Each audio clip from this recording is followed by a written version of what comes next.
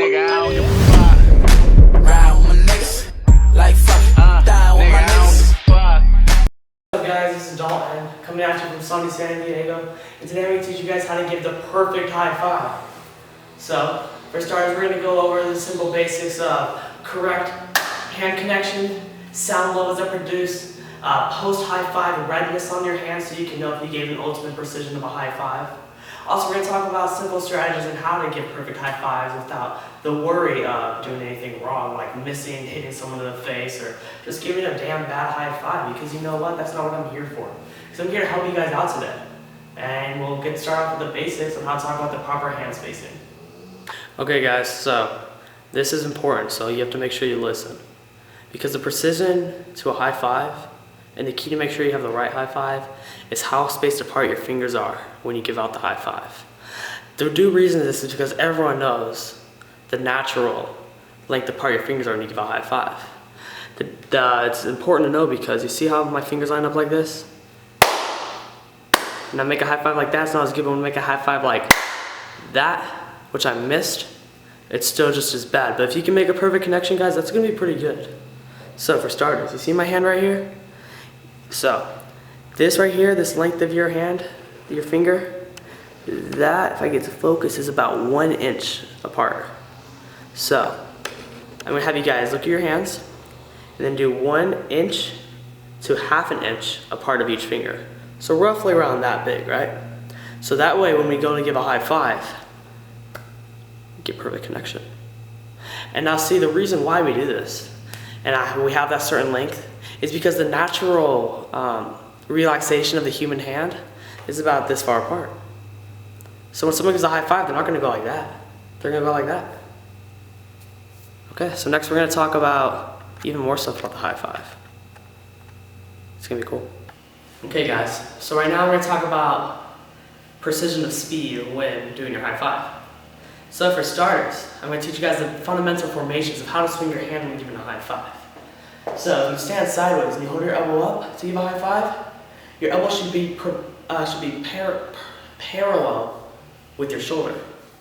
So you can create a 90-degree angle in between your elbow. When you bend your elbow, you should be able to create a 90-degree angle in between your forearm and your bicep to create a perfect hand motion, so you can have less wind velocity and less wind resistance. More wind velocity, my bad, sorry. So for starters, when you want to go for a high five, you want your high five to be exactly 7.6 miles per hour. That is the exact perfect high five speed to have a perfect high five. So when I give my high five, I don't know if you guys can see my feet. Can you move it down to my feet? Okay, so I'm going to want to step forward with my left foot for a right high five. So when I want to give a right high five, I'm going to step forward with my left foot and then swing my arm. You guys can't see my arm, but I'm going like that. Okay, so you can move back up. Okay, so that's it. So you step forward, you pitch back with your arm a little, about maybe 2 inches behind your shoulder. Lean back, pump your left shoulder forward and swing forward at, let's give a great high five. Okay guys, so now we're going to talk about how, like small tips you know when you're aiming for the high five. So for starters, see my elbow right here? When you're giving a high five, make sure you make direct eye contact and you look at the other person's elbow. So when you and your partner are high fiving, make sure you make correct eye contact with their elbow. It creates a simultaneous brain effect known as a elbopotamus high five authorium. And that's used so you can, it's when your brain registers someone else's elbow as like a mirror-like effect, and your brain says, hey, if their elbow is here, I know where my elbow is, but I already know where my hand is. And your brain says, okay, my hand needs to go here for the perfect high five. It always works. Don't fail. And also, you need to make sure when you're giving a high five, you need to aim for the palm of the hand. So look at your hand right now, and you see these little lines right here? That is God's target to where you want to give your high five. You make direct contact right there. In between your hands, well, there's going to be create a pocket of air. Now see, that's the science of where the sound comes. It's when all that air in between your hands is released, creating a sonic boom sound. I'm going to have my partner Cameron come up here and help demonstrate how to give a perfect high five. So now that we got Cameron here, when I give Cameron a high five, hoping she knows how to give a good high five, When I go for the high five, I'm gonna make sure I make direct eye contact at her elbow right here. Remember the whole mind process that I learned about my psychology major? That's what I'm gonna go for because that's what we have to do. So make her go for a high five and hope we get a good one. That was a really good high five. Did you hear the sound that was emitted from that? It was pretty damn good. Look at her. Wait. So now guys, I'm gonna talk about post-hand redness.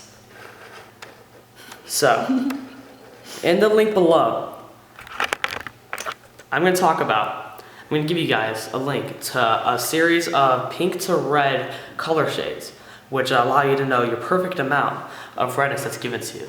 And it's okay guys, hand throbbing is okay. It's healthy actually. Dr. Einstein, Albert Einstein, if you guys know, once talked about the ultimate theory of hand high fiving and how it breaks the sound barrier. And he talked about how more throbbing is better. That's how you know you guys give a high five. And I'm gonna tell you guys this now because you need to know this in life. Women find it attractive, girls, guys find that attractive, teachers' pets find that attractive, teachers' pets, teachers find that attractive, guys. It's the ultimate, it's universal language of love. And if you guys ever want a partner in the future, you guys have to know how to give a good high five.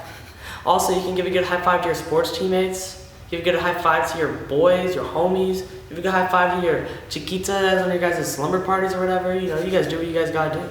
Because giving a high five is obviously the most important thing you need to know in life. College, not important. School, not important. High fives are important.